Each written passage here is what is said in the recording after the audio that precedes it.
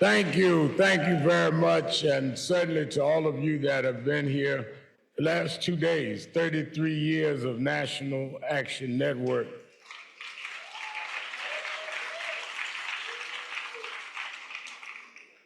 In year 2000, National Action Network was able to get the two candidates for presidential Democratic nomination, Al Gore and Senator Bill Bradley, to debate for the first time at the Apollo Theater. 4 years later, I ran for president. But 4 years after that, which is now 16 years ago, every candidate, Democratic candidate for president, came to this hotel for our convention.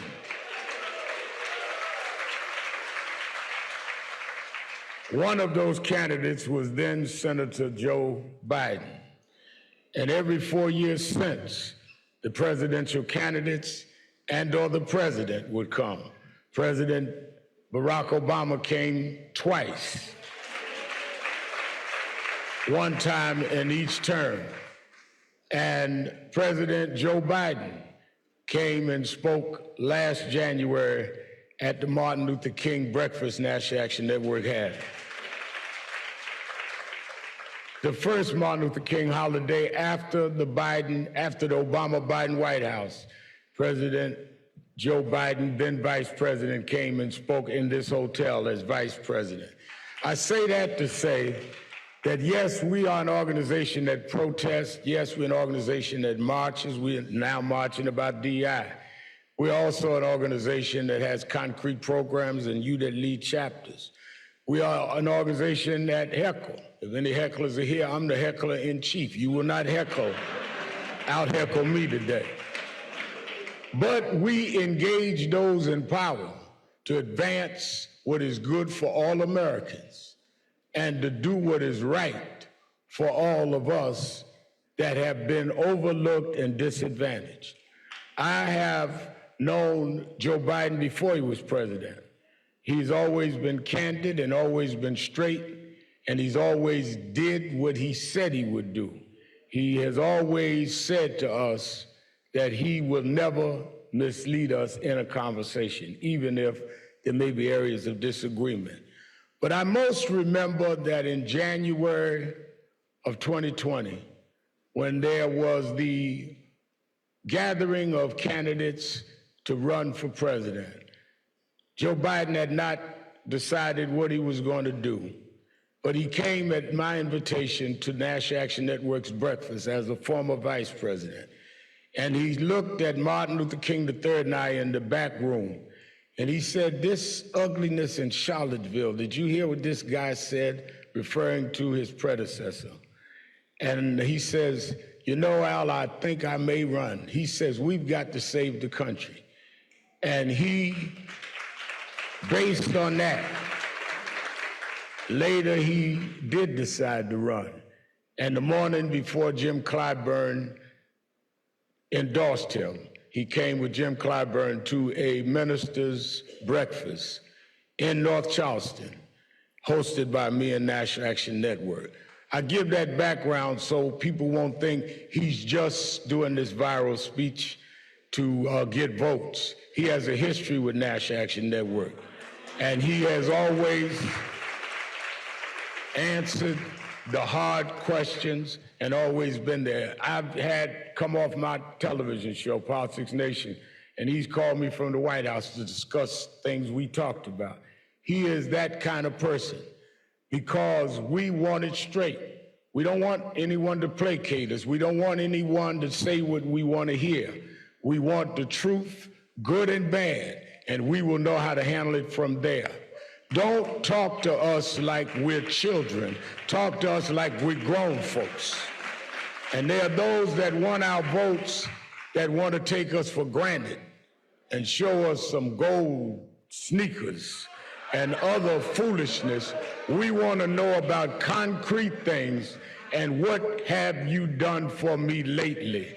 In that spirit, I bring to you live from the White House the President of the United States, President Joe Biden.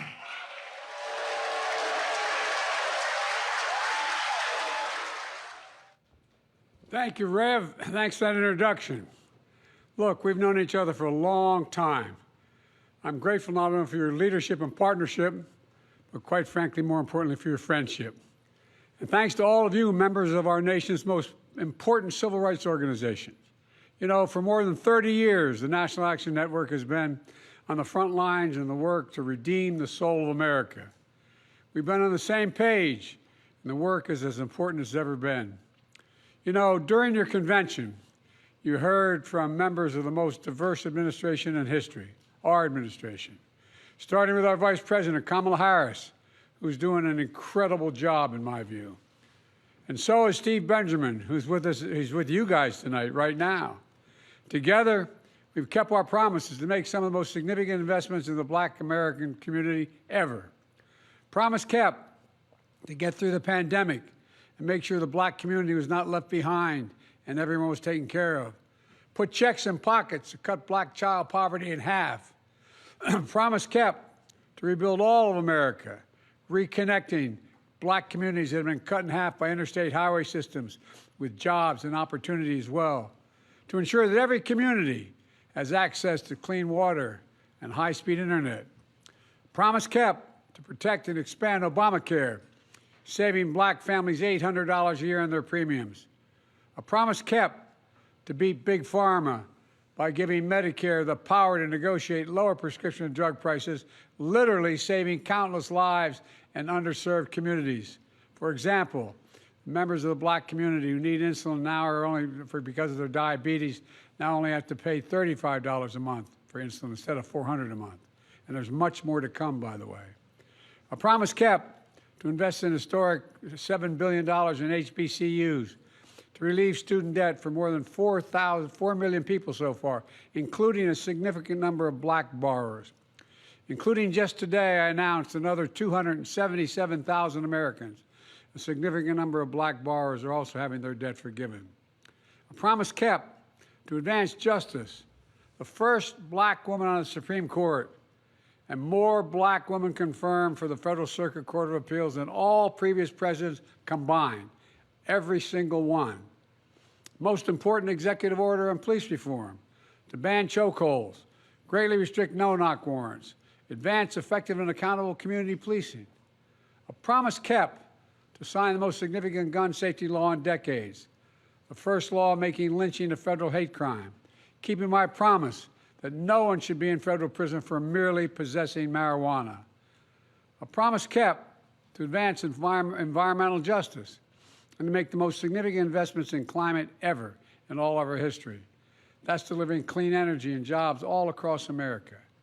The results are real. We've reduced Black unemployment rate to its record low. More Black Americans have health insurance than ever before. More Black businesses are starting up than we've seen in the last 25 years. In fact, despite attacks on our support for brown and Black small businesses, we're investing in them as key ways to build generational wealth in communities.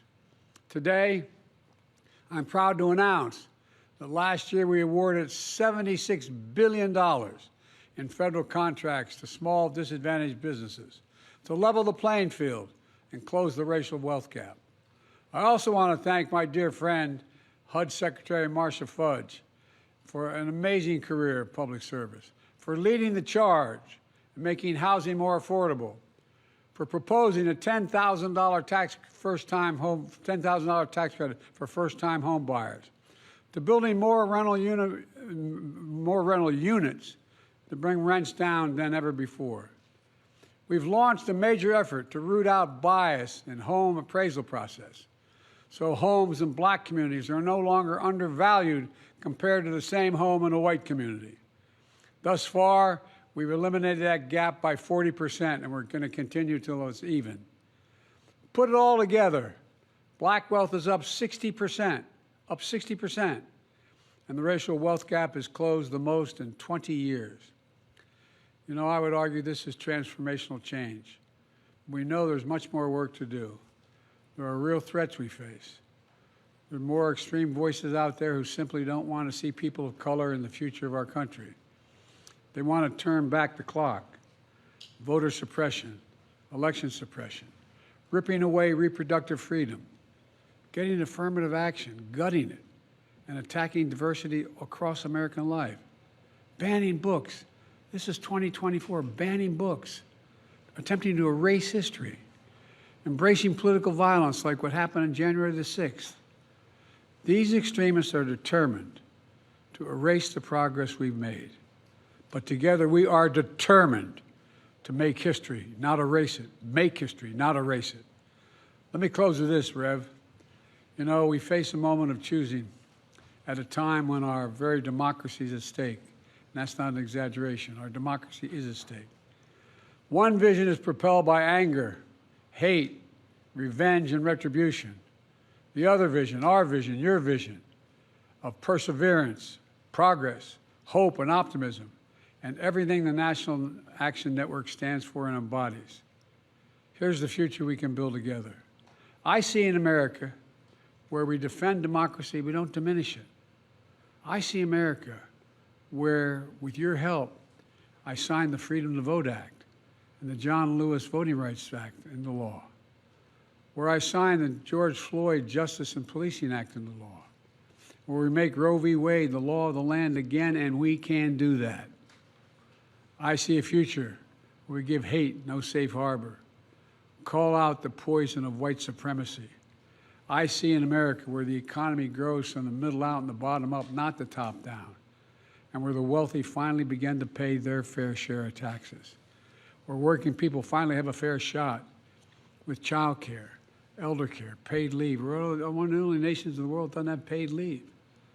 I see a future where we save the planet from a climate crisis and our country from gun violence.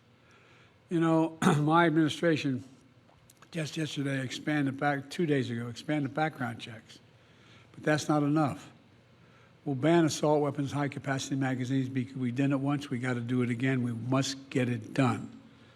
And folks, I know we can do this. I've never been more optimistic about our future. You know, we just remember who we are.